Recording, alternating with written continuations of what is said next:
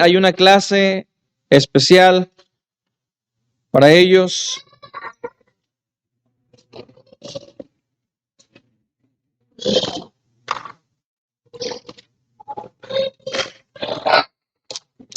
En esta tarde, hermanos, vamos a ir al libro de Proverbios. Es aquí el pasaje, libro de Proverbios, capítulo 16. Proverbios, capítulo 16. Vamos a leer algunos de los versículos que serán los versos a considerar. Y el versículo 5, vamos a enfocar el versículo 5 que dice así: abominación es a Jehová todo altivo de corazón, ciertamente no quedará impune. Versículo 18 dice: antes del quebrantamiento es la soberbia, y antes de la caída la altivez de espíritu. Versículo 19: mejor es humillar el espíritu con los humildes que repartir despojos con los soberbios. Versículo 10: oráculo hay en los labios del rey, en juicio no prevaricará su boca. Versículo 12: abominación es a los reyes hacer impiedad, porque con su justicia será firmado el trono. Versículo 13: los labios justos son el contentamiento de los reyes, y estos aman al que habla lo recto. Y por último, versículo 14 y 15, que dice: la ira del rey es mensajero de muerte, mas el hombre sabio la evitará. En la alegría del rostro del rey está la vida, y su benevolencia es como nube de lluvia tardía. Vamos a orar. Padre, te agradecemos por una oportunidad más que nos das de estar en tu casa. Gracias porque tú eres bueno, eres fiel, y tú nos traes nuevamente a ti. Ayúdanos a escucharte con humildad. Te ruego, Padre, que tu palabra haya cabida en nuestros corazones. Dios, danos humildad. Háblanos. Tú tienes todo el deber y toda la autoridad de evaluar nuestras vidas, de examinarnos y de enfocar lo mal que está en nosotros y por tu Espíritu llevarnos al cambio. Gracias te damos, oh Padre, por todas tus bendiciones y todo lo que nos das en Cristo Jesús, nuestro Señor y Salvador, en quien confiamos. Amén. Hermanos, el título o el tema que vamos a tratar en esta tarde es el orgullo. Al día de hoy vamos a hablar acerca del orgullo. Y me gustaría sugerir, hermanos, que ese es uno de los pecados más destructivos que puede existir. Y es uno de los pecados más destructivos. Hemos dicho en otras ocasiones que de ninguna manera podemos clasificar los pecados, pero hay algo muy especial en el orgullo. Hay una forma en la que la Biblia trata y enfoca el orgullo de una forma muy especial que deberíamos nosotros considerar. El orgullo fue el primer pecado que hubo en la creación. ¿Recuerdas a Satanás que quería ser como Dios? Y algunos han sugerido que de hecho todos los pecados podrían tener su raíz en este pecado que es el orgullo. Porque sin duda es el orgullo el que te hace hacer a un lado la palabra de Dios y seguir tus convicciones, seguir y hacer lo que tú crees que está bien. Y hay algo también en el orgullo que nos hace creer que estamos bien. El orgullo se puede a veces esconder muy bien en una persona religiosa. A veces ni siquiera notamos cuando el orgullo está muy presente en la vida de las personas. Pero hermanos, el pecado del orgullo es destructivo, como lo son todos los pecados. Así que con la ayuda de Dios y con la palabra de Dios sobre todo, me gustaría enfocar este tema del orgullo. Un tema en el cual Dios también me hizo darme cuenta a mí, la forma en que yo también soy víctima de este pecado. El orgullo que incluso hay en mi corazón. Y que Dios nos perdone, hermanos, por mantener corazones orgullosos, arrogantes, donde olvidamos la palabra de Dios y queremos seguir nuestro propio camino. Pero me gustaría hablar de una cita de un pastor. Él fue un teólogo que él vivió en Estados Unidos, en uno de los avivamientos grandes que hubo en este país, de los primeros avivamientos. El nombre de este autor más bien fue pastor, pero escribió muchos libros. Y hay un libro en particular que se llama El Gran Despertar. Y es Jonathan Edwards el que habla acerca del orgullo. Y nota lo que Edwards dice acerca del orgullo. Dice, el orgullo es la peor víbora que hay en el corazón.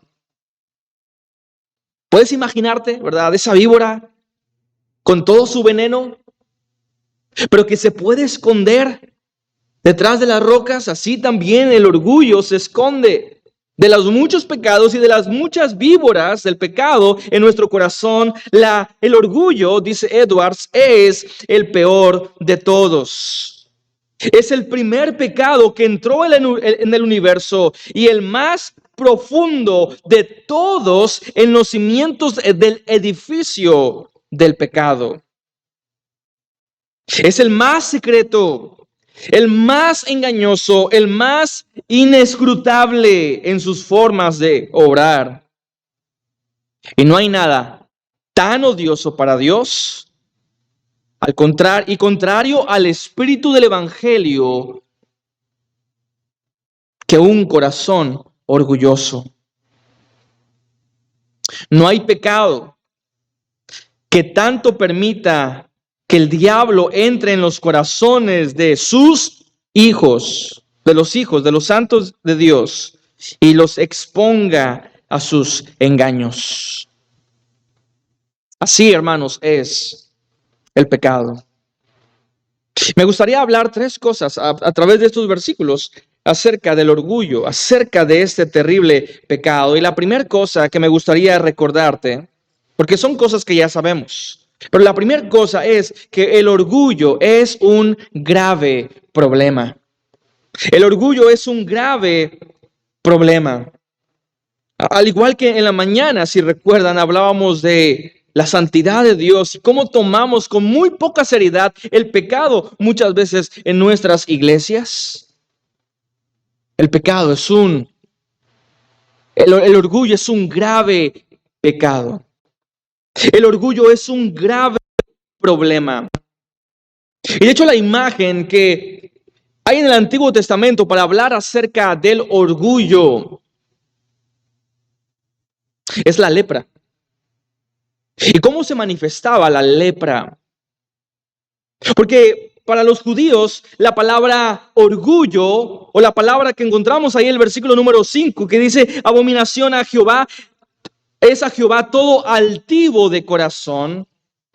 La palabra altivez o la palabra orgullo es en el hebreo gabaj. Y esta palabra gabaj significa una hinchazón. ¿Sí? Una hinchazón. Algo elevado. Algo que se infla y se hace grande. Y después de todo, una persona orgullosa es una persona, como dice el pasaje, altiva, que se enaltece. Pero, recuerda, Dios había determinado que la imagen del orgullo era cómo comenzaba. la lepra. Y ahí en Levítico nos dice cómo el sacerdote, el sumo sacerdote, tenía que, cuando una persona se encontraba con alguna hinchazón en el cuerpo, alguna parte en su piel que estaba, dice el pasaje, hinchada o que era brillante, tenía que ir a revisión. Porque, hermanos, siempre hay puntos ciegos en nuestro cuerpo. Y tenía que ir al sumo sacerdote. Y el sumo sacerdote, aunque no había posiblemente doctores en ese momento, él funcionaba como el doctor. Y él tenía que evaluar a la persona. Él tenía que examinar, revisar completamente el cuerpo de esa persona que ha presentado esa hinchazón. Y tiene que estar por un momento, por algunos días aislados para ver cómo se sigue manifestando esa hinchazón. Pero comenzaba con una parte de la piel que se inflaba, que se hinchaba. Hermanos, esa es la imagen del orgullo. Una persona que se hincha, una persona que se enaltece, como dice el pasaje, un altivo de corazón. El corazón se hincha, la persona se enaltece y piensa que no hay nada malo. Pero esa hinchazón en el cuerpo de esa persona, con el paso del tiempo, si no le prestaba importancia, iba avanzando y dañando más y más hasta terminar con ese terrible aspecto de una persona que no podía tener brazos, que a veces quedaban ciegos, que se le caían las extremidades como el producto de la lepra. Hermanos, así de desagradable como la lepra es el orgullo para Dios. Así de horripilante, así de desagradable. Y porque dice el versículo 5 que es abominación. Abominación a Jehová es todo altivo de corazón. Ahora, muchas veces, y de esto creo que soy culpable yo también, he dicho a veces cosas que suenan bien, pero no son bíblicas. Pero muchas veces creo que hemos escuchado esta frase o esta idea, que Dios odia el pecado, pero ama a los pecadores. Lo hemos escuchado, quizá lo he dicho yo, pero esto no es cierto. Suena bonito, pero no es bíblico. Dios no solamente odia el pecado, Dios odia el pecador. Dios odia el pecador. Y es lo que dice el pasaje. Abominación es a Jehová todo altivo de corazón. Toda persona que es orgullosa. Dios no solo tiene problema con el pecado, Dios tiene problema con el pecador. Incluso el Salmo, capítulo 7 y versículo 11, lo deja ver aún más claro, que dice, Dios es juez justo. Y Dios está airado contra el impío todos los días. ¿No dice que Dios ama al pecador? Dice que Dios está airado con el pecador. Dios odia el pecador. No solo el pecado, pero también el pecador.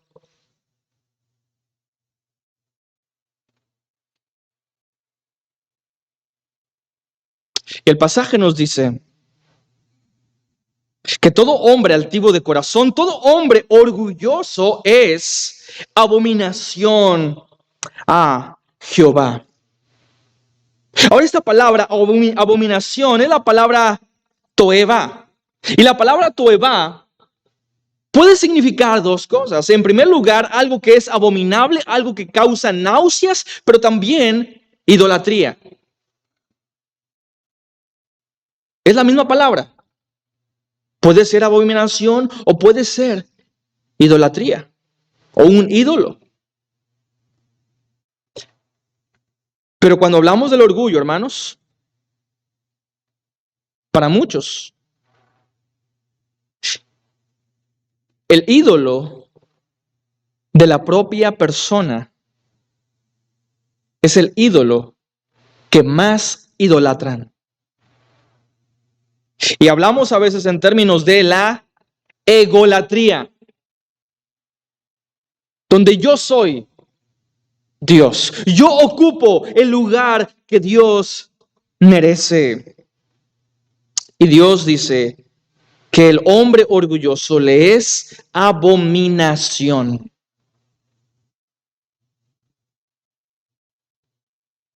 Ahora sabemos lo que es las náuseas. Sabemos lo que es cuando una persona de pronto tiene ganas de vomitar. ¿Te ha pasado? ¿Cuándo fue la última vez que te dieron ganas de vomitar? Hay muchas causas por las que uno a veces tiene náuseas. Personas tienen náuseas cuando están embarazados. A veces también llegan las náuseas cuando la presión atmosférica del clima está muy baja o muy alta. A veces te dan muchas náuseas cuando no has comido. O a veces te dan muchas náuseas cuando has comido mucho. Pero las náuseas es algo que nosotros sentimos, pero hay algo que nosotros nos causa un mayor asco, un mayor sentir de nauseabundo, que es cuando tú percibes un olor desagradable. Es cuando tú ves algo tan desagradable y de pronto tu estómago se revuelve. Esto es abominación. Algo abominable, algo que te produce el deseo de vomitar, algo que es tan desagradable que se te revuelve el estómago. Algo podrido. Pues para Dios, el hombre orgulloso es lo que lo provoca.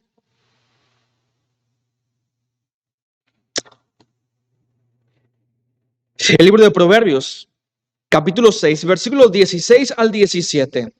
Quiero que notes la lista de estas cosas. Dice, 6 cosas aborrece Jehová. 6 cosas odia Jehová. Pero luego dice, y aún 7 abomina, que es la misma palabra, le causa náuseas a Dios. 7 cosas Dios aborrece. Le es nauseabundo para Dios. Y la primera de todas las 7 cosas en la lista, ¿qué es? Los ojos altivos. Ojos altivos. Y aquí comienza el orgullo, hermanos, en la forma de percibir las cosas. Porque una persona orgullosa es una persona que se ve a sí mismo como superior y a la misma vez ve a los demás como inferiores, como insignificantes en comparación a él. Es una persona que ha perdido la realidad. Cree que es mejor o superior.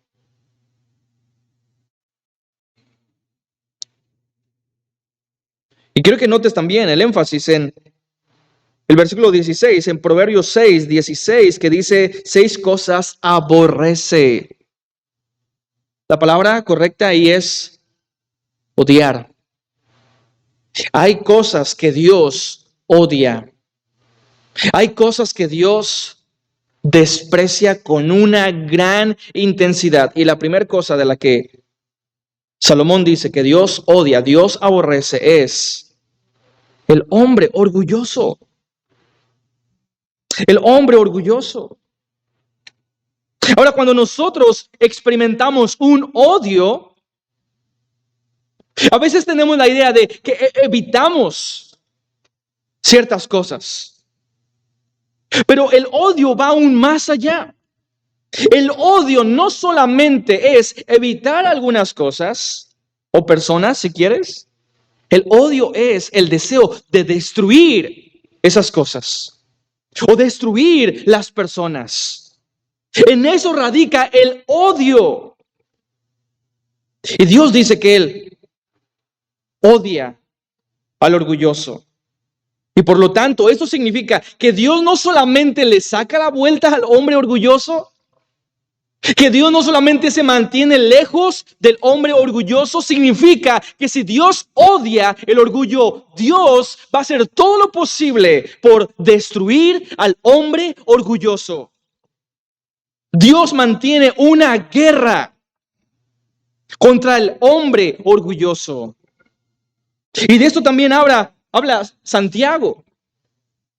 En Santiago capítulo 4 y versículo 6 dice: Dios resiste a los soberbios y da gracia a los humildes. Y esta palabra resistir de la que habla Santiago en el griego es antitazomai. Antitazomai. Y quiere decir estar en contra de, anti, lo opuesto. Así que Dios mantiene una guerra contra el hombre orgulloso. Hay otra versión, es la versión Peshitta, que en este pasaje de Santiago 4:6 lo traduce de esta forma. Dice: Dios humilla a los soberbios, pero da gracia a los humildes. Así que hay dos caminos, si tú quieres, para seguir. Puedes seguir el camino del orgullo, pero ese camino te va a llevar a la humillación. Dios te va a humillar. O puedes también transitar por el camino de la humildad. Y cuando tú eliges el camino de la humildad, Dios te da gracia. Pero Dios resiste a los soberbios. Dios está airado. Dios quiere destruir al hombre orgulloso. Un proverbio que vamos a ver más adelante mientras vayamos avanzando, pero es el Proverbios capítulo 26 y versículo 12. Y es un pasaje, hermanos, que debería abrirnos los ojos respecto al orgullo, a la altivez que muchas veces nosotros manifestamos. Proverbios 26:12 dice: ¿Has visto hombre sabio en su propia opinión? ¿Has visto un hombre orgulloso? Más esperanza hay del necio que de él. Más esperanza hay una persona tonta que de una persona orgullosa. Porque el orgulloso nunca va a reconocer que está equivocado. Una persona orgullosa se mantiene creyendo que siempre tiene la razón. Aunque todos le demuestran que está equivocado, para él, para su corazón lleno de orgullo y soberbia, él sigue teniendo la razón. Y no se puede hablar con una persona orgullosa. No se puede hablar con una persona así que cree que siempre tiene la razón. Pero quiero que notes lo que dice la última parte del versículo 5. Regresando a Proverbios 16:5, la última parte dice: no quedará impune. No quedará impune, hermanos. El pecado del orgullo es un pecado del que deberíamos preocuparnos. Y deberíamos preocuparnos mucho. Si tú crees que el pecado del orgullo no es gran cosa, tan siquiera tienes que recordar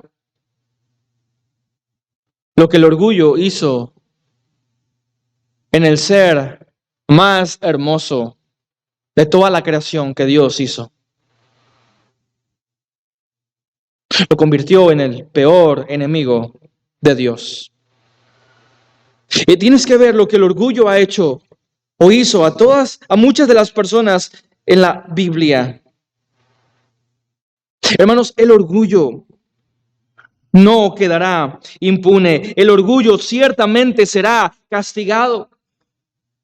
En el capítulo 15 de los Proverbios que ya vimos, anteriormente, en Proverbios 15, versículo 25, dice: Jehová asolará la casa de los soberbios. Un soberbio es un orgulloso, es un altivo. Son sinónimos, pero hablan de la misma persona. El soberbio, el altivo, el orgulloso. Y lo que dice es que Jehová va a asolar la casa de ese hombre. ¿Por qué? Porque Dios odia al hombre orgulloso. Dios odia. ¿Alguna vez alguien te ha dicho, es una palabra fuerte, el odio, ¿verdad? ¿Alguna vez te han dicho, yo te odio a ti? Es algo fuerte, repito, no es cualquier cosa. Y posiblemente hay personas que nos odian. Es posible. Vivimos en un mundo caído, donde a veces las relaciones personales se dañan y terminas o hablando de más o terminas defraudado de las personas de manera que llegas a decir esto: te odio. Pero piénsalo. Si una persona te dice te odio, ¿cuál es la peor consecuencia que él podría hacerte? ¿Qué es la peor cosa que él te podría hacer? Posiblemente decir cosas desagradables de ti, o posiblemente golpearte, en el peor de los casos. Pero solo eso. Ahora piensa en Dios. Piensa en el gran poder que tiene Dios.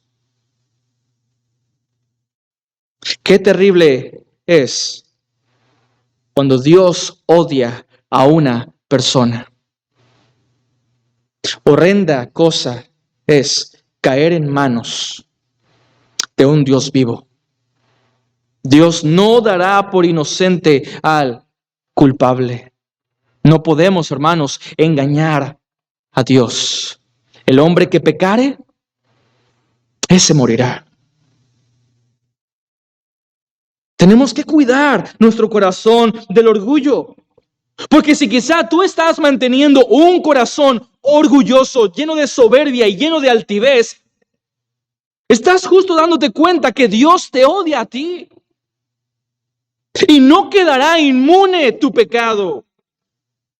Puede ser destruido. Así de importante es el pecado, hermanos, del orgullo. Pero la esperanza que nosotros tenemos es que si vamos a Él humillados, Él nos perdona. Ese es nuestro consuelo, esa es nuestra esperanza. Que tenemos un abogado para con el Padre, a Jesucristo el justo. Pero si tú te mantienes cegado en tu orgullo, cegado en tu pecado, Dios te puede destruir. Y no quieres eso. No quieres el terrible juicio de Dios. Ahora, el versículo número 18, vamos a avanzar. El versículo 18 dice: antes del quebrantamiento es la soberbia, y antes de la caída, la altivez del espíritu. Ahora sucede esto, que una persona orgullosa no mide las consecuencias. Una persona orgullosa cree que nada malo le va a pasar. Es una persona confiada. Es una persona que cree que está bien, que todo lo que hace está bien y que de ninguna manera habrá repercusión de su vida de arrogancia. Pero Dios dice: serás quebrantado. Pero Dios dice: yo te destruiré, yo te derribaré. Antes del quebrantamiento es la soberbia.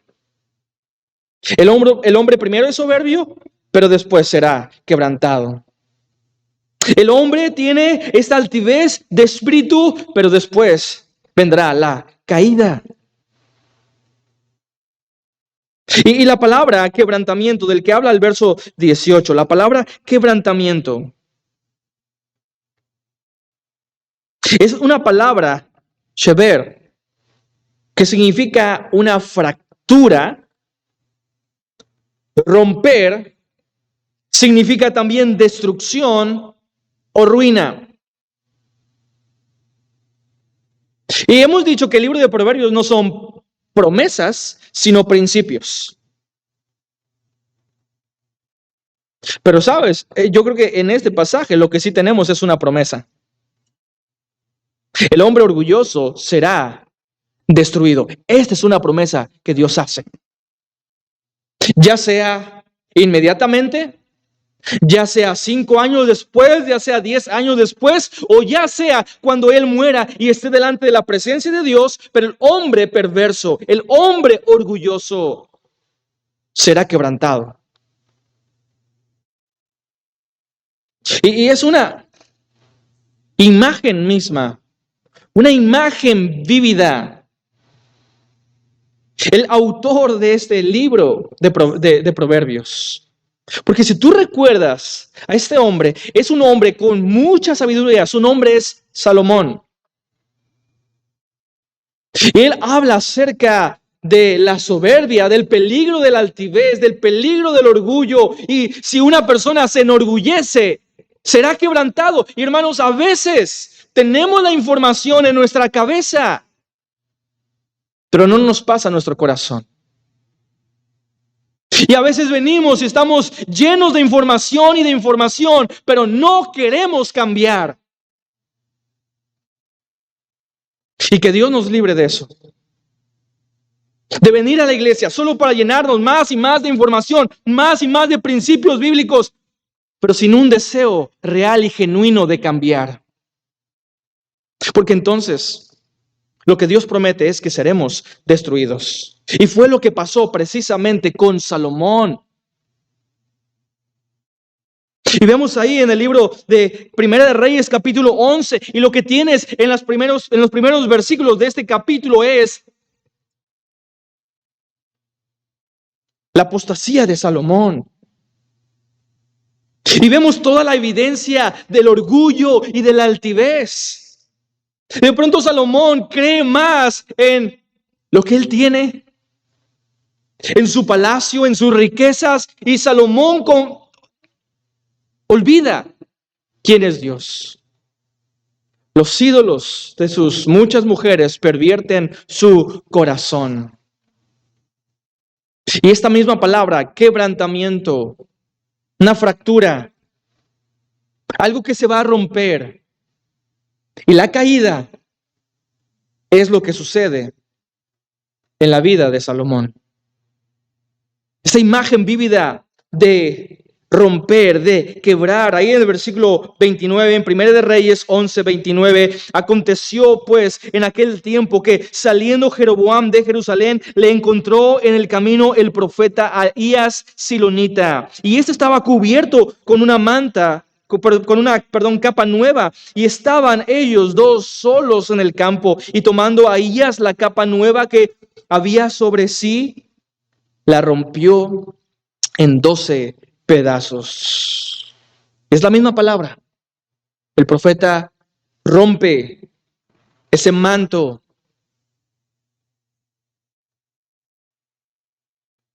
simbolizando la ruptura del reinado de Salomón por causa de su pecado.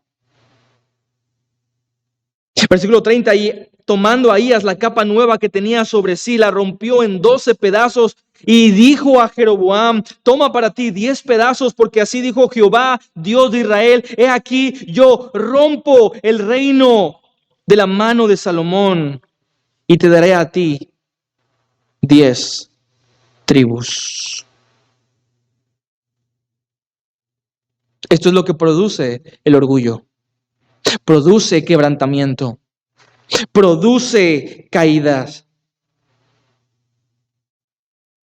Y Proverbios, Salomón mismo quiere que nosotros recordemos o sepamos que el orgullo es una raíz fuerte y difícil de sacar, que nos dará muchos problemas, pero de esta raíz salen muchos otros pecados. Como justo hoy veíamos en la mañana, el pecado de Ananías y Zafira. Y de pronto sí tienes el pecado de la mentira, tienes el pecado de la soberbia, perdón, de la avaricia. Tienes el pecado de la hipocresía.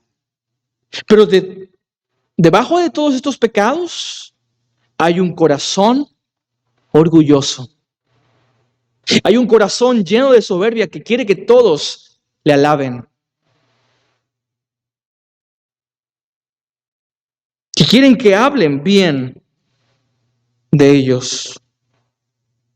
Pero un corazón orgulloso es un suelo fértil donde puede germinar y crecer todo tipo de pecados. Algunos han dicho que incluso todo pecado proviene en esencia del orgullo. Y no sé si esto podría ser así, pero si nos ponemos a evaluar nuestras vidas y los pecados que nos dan muchos problemas, nos daremos cuenta que debajo de todos esos pecados siempre está el pecado del orgullo de fondo. El orgullo que hace a un lado lo que Dios ha dicho y que anhela, cree que siempre tiene la razón. Versículo 19. Mejor es humillar el espíritu con los humildes que repartir despojos con los soberbios. La versión Peshitta, la última parte, dice que el que reparte el botín con los poderosos. Repartir el botín. ¿Sabes? La imagen aquí no es precisamente de un grupo de personas que vienen de la guerra trayendo su botín de guerra. La imagen quizá más vívida de este proverbio, el versículo 19, es de unos ladrones. Unos ladrones que han robado, han acechado entre ellos un grupo de ladrones que han robado una casa, han robado algo.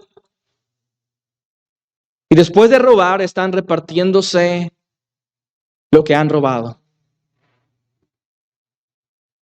La pregunta es, ¿puedes confiar que esta repartición será equitativa? ¿Hay tal cosa como un ladrón honesto en este momento? La respuesta es no. Estos ladrones se saldrán con la suya. Estos ladrones te van a prometer darte algo, pero no te van a dar lo que tú esperas. Hermano, así es el pecado. El pecado promete mucho, pero el pecado no entrega lo que promete. Promete felicidad, pero solo te da más dolor. Solo te da más aflicción. Y es así como funciona el pecado. El pecado te promete un botín, pero recuerda, ese pecado es robado por Dios. Te promete felicidad, pero nunca te entregará felicidad. El orgullo te hace creer que no tienes que pedir perdón.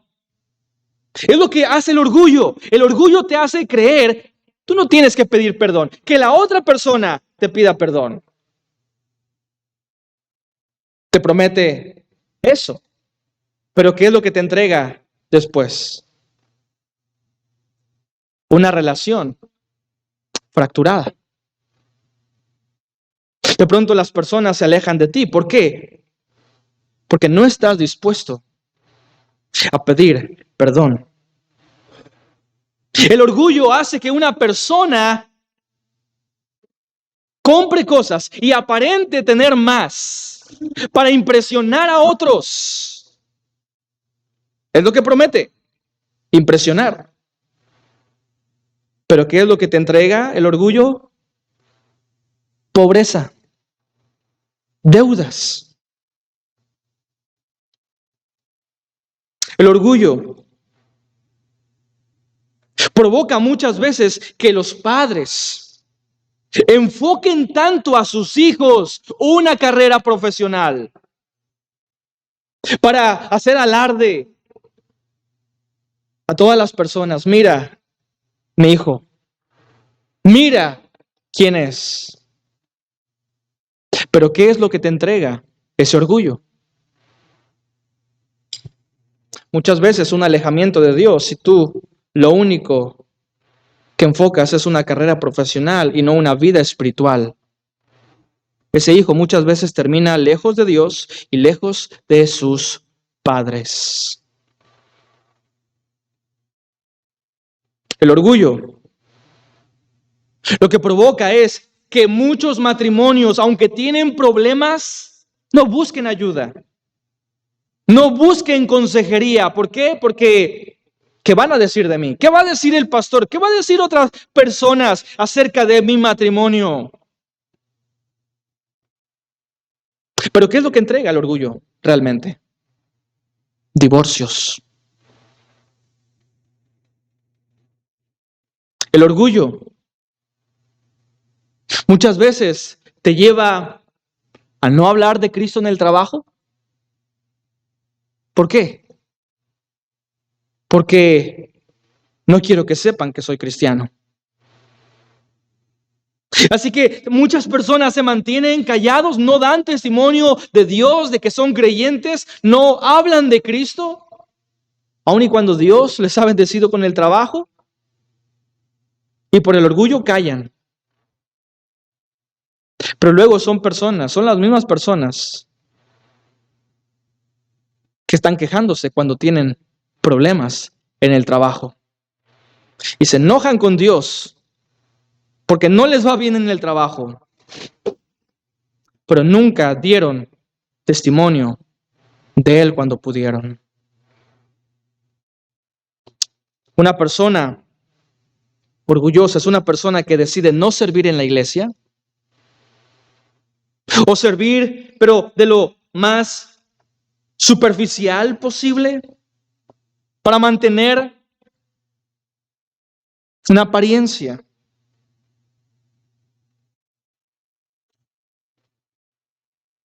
El orgullo muchas veces también nos aparta de Dios. Nos lleva a no estudiar la palabra. Nos lleva a no escuchar la predicación con atención.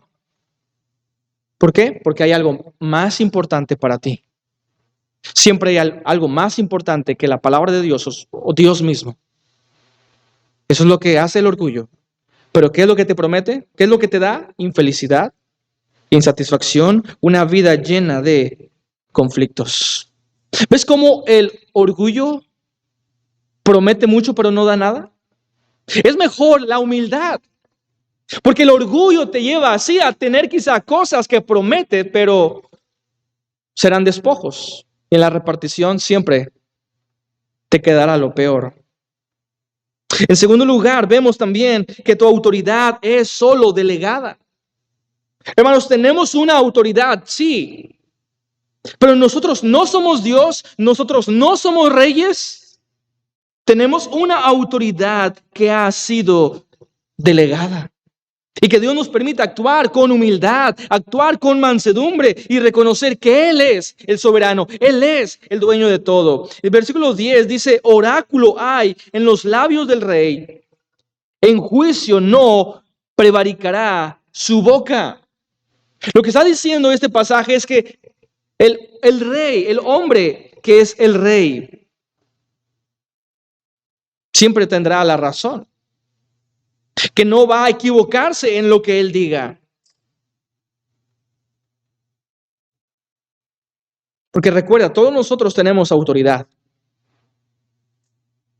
Y el pasaje nos habla acerca de un rey, pero es una persona humana puesta por Dios con cierta autoridad. Y tenemos que recordar esto, que nosotros no somos la autoridad final. Es Dios la autoridad final.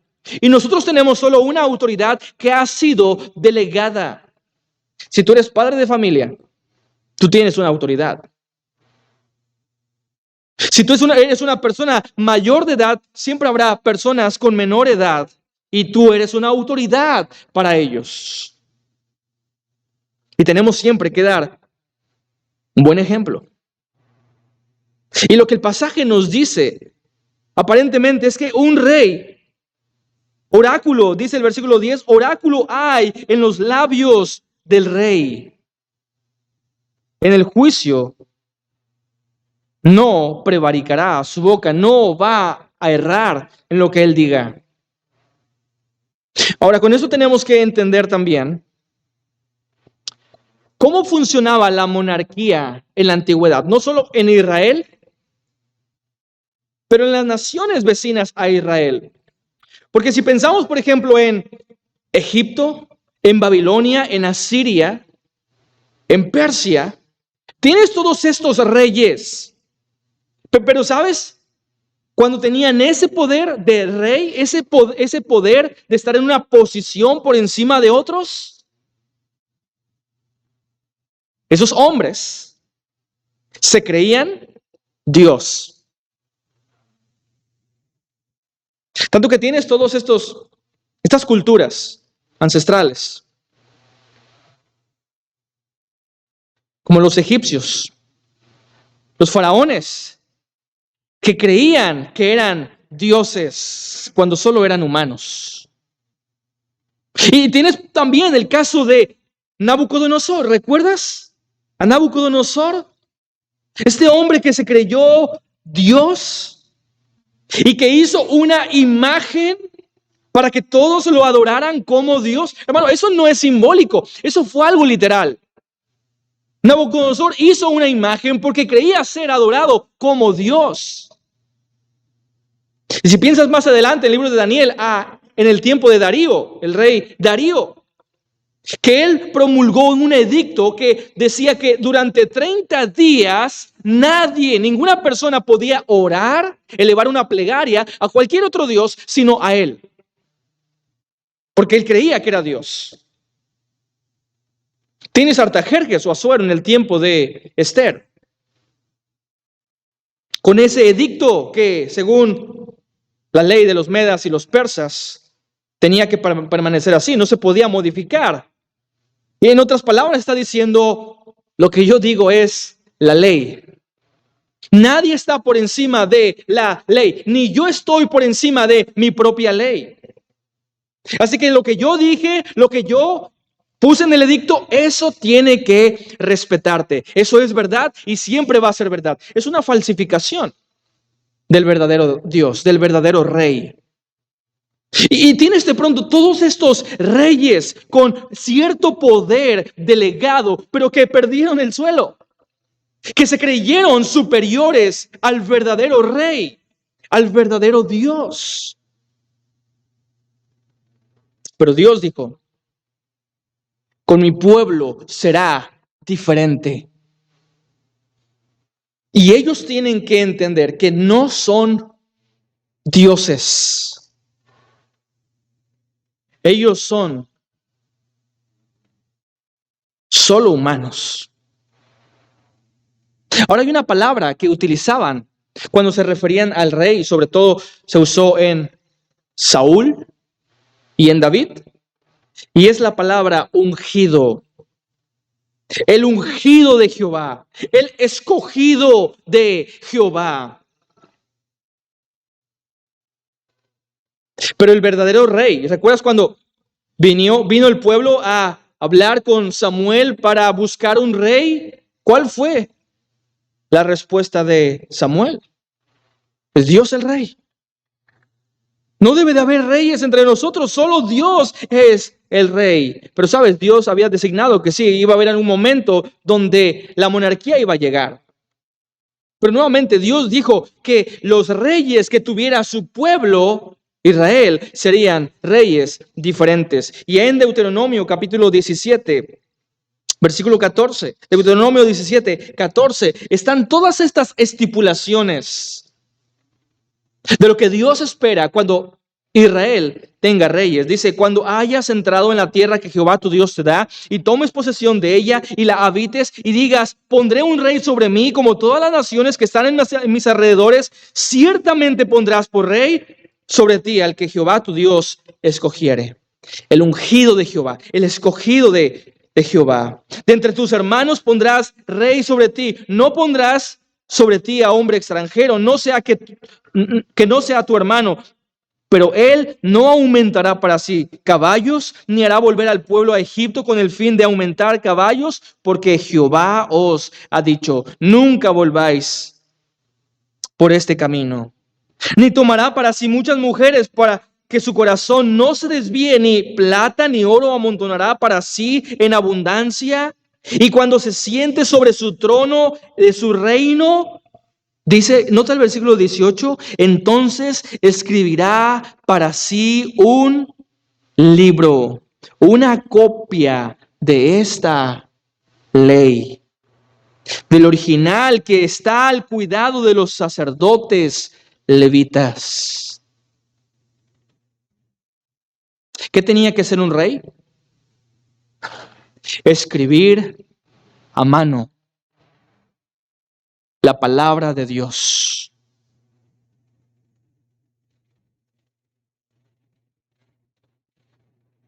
Dios lo ha puesto en autoridad. Dios ha dicho que es su elegido, el ungido de Jehová. Pero él, ese rey, no es la autoridad final. Dios es la autoridad final. Y él solo está bajo la autoridad delegada por Dios. Así que tal rey tiene que escribir una copia de la Torá a mano, del original que está al cuidado de los sacerdotes levitas, y lo tendrá consigo y, escucha, leerá en él todos los días de su vida para que aprenda a temer a Jehová su Dios, para guardar todas las palabras de esta ley y sus estatutos, para ponerlos por obra, para que no se eleve su corazón sobre sus hermanos. ¿Notas esto? El orgullo. Él tiene que mantenerse centrado en la palabra de Dios, porque si no se centra en la palabra de Dios, llegará el orgullo. Va a creer que es superior, que es mejor que sus hermanos. Ni se aparte del mandamiento a diestra ni a siniestra, a fin de que prolongue sus días en su reino. Él y sus hijos en medio de Israel. Así que vemos que los reyes de Israel, lejos de considerarse dioses o semidioses como las otras culturas, tenían que recordar, son siervos de Dios. Tenían que mantenerse centrados en la palabra de Dios. Él es la autoridad final, su palabra es la autoridad final, no yo. Hermano, repito, todos nosotros tenemos cierta autoridad que ha sido delegada por Dios. Y somos buenos a veces para decirle a nuestros hijos, obedéceme a mí, porque yo soy tu padre, yo soy tu autoridad. Pero deberíamos llevarlos a la palabra de Dios. Deberíamos decirle, obedece a Dios. Mira, esto es lo que dice la palabra de Dios. Y lejos de que crean que yo soy la autoridad final, es Dios la autoridad final. Hermanos, somos responsables de estudiar la palabra, leerla y releerla. Y hubo muchos reyes buenos en el pueblo de Israel. David, Ezequías, Josías. Pero también hubo muchos más reyes perversos, terribles.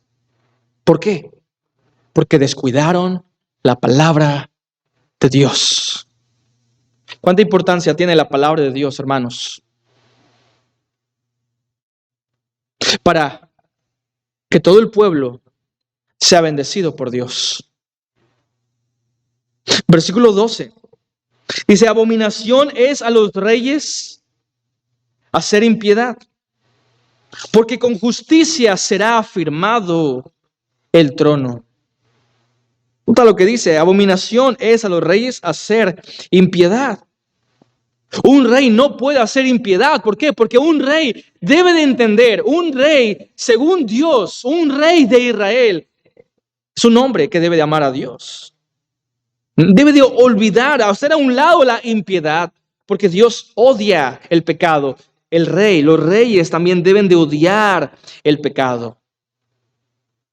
Hermano, porque Dios es un Dios que ama la santidad. Dice, Él está en contra del pecado. Nosotros también deberíamos amar la santidad de Dios y apartarnos del pecado. Si tú quieres que tu familia sea bendecida, tienes que hacer esto: centrarte en la palabra de Dios. Versículo 13 dice: los labios justos son el contentamiento de los reyes, y estos aman al que habla lo recto. Habla de la importancia también de tener consejeros, personas que hablan lo correcto, que hablan lo que es veraz. Y dice que son contentamiento a los reyes, los labios justos, los labios veraces. Y un rey es tan fuerte como las personas, consejeros que lo rodean. Y esto también trae repercusiones para nosotros, hermanos. Si tú quieres ser un hombre sabio, tienes que juntarte con consejeros que te hablen la verdad. Porque hubo también falsos consejeros, falsos profetas, que iban con mensaje al rey, pero solo el mensaje que querían escuchar. Porque también Salomón tuvo un hijo, y es de hecho el destinatario de este libro, Roboam. ¿Y recuerdas a quién escuchó Roboam? ¿Qué consejo escuchó él? No los consejos sabios de su padre, sino sus amigos, los jóvenes. Los labios justos son el contentamiento de los reyes, y estos aman al que habla lo recto. Hermano, escucha a consejeros, sabios consejeros. Recuerda, tú no eres la autoridad final. Tú necesitas también el consejo de otros. Y en tercer y último lugar, no hagas enojar al rey. No hagas enojar al rey. Versículo 14 y 15. La ira del rey es mensajero de muerte, mas el hombre sabio la evitará. Versículo 15. En la alegría del rostro del rey está la vida, y en su benevolencia es como nube de lluvia tardías. ¿Recuerdan la historia de Esther? Ella quería salvar a su pueblo. Y sí, era su esposo, el rey Asuero. Pero había un gran problema. Que la ley decía que no podías estar en la presencia del rey a menos que fueras llamado. Porque si estabas en la presencia de Dios y no habías sido llamado, entonces eso provocaba la ira del rey. Si no se extendía su báculo, ibas a morir. Ahora, independientemente de si esta regla era algo bueno o era algo malo, era una realidad. Los reyes valoraban mucho el tiempo. Y no puedes ir al rey cuando tú quieres. Y para un asunto de menor importancia.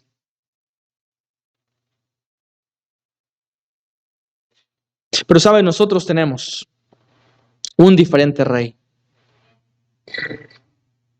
Que podemos estar delante de su presencia. Gracias al sacrificio de su Hijo. Pero recuerda, Dios es un rey que tú también puedes hacer enojar. ¿De verdad quieres hacer enojar a este rey, el rey del universo? Si guardas orgullo en tu corazón, ciertamente lo provocarás a ira. Pero si eres un hombre humilde, Y si buscas la presencia del Rey, reconociendo que es a través de Cristo, ese Rey va a extender su báculo. Ese Rey te va a escuchar y te va a amar. Dice la última parte del versículo 15, en la alegría del rostro del Rey está la vida. Hermanos, y a través de Cristo, el verdadero Rey, tenemos una nueva vida. En Él está la vida. En su rostro, en la alegría, está la vida. Hemos nacido de nuevo a través de Cristo y su benevolencia como nube de lluvia tardía. Hermano, quiero recordarte una vez más que es de Cristo. Este pasaje nos recuerda a Cristo. La realidad es que habrá momentos durante el día, en esta próxima semana, que vamos a ser atacados con el orgullo. Y no se trata solamente de fuerza de voluntad. Es un pecado bastante común. En un poco tiempo, en segundos, puedes elevarte por encima de otros. Puedes creer que estás por encima de los demás y habrás pecado. Pero nuestra esperanza, hermanos, aun y cuando nosotros vamos a luchar diariamente con este pecado del orgullo, nuestra esperanza no es, como he dicho, fuerza de voluntad. Nuestra esperanza es Cristo. Aquel que se humilló a sí mismo. Aquel que se hizo obediente aún hasta la muerte y una muerte de cruz.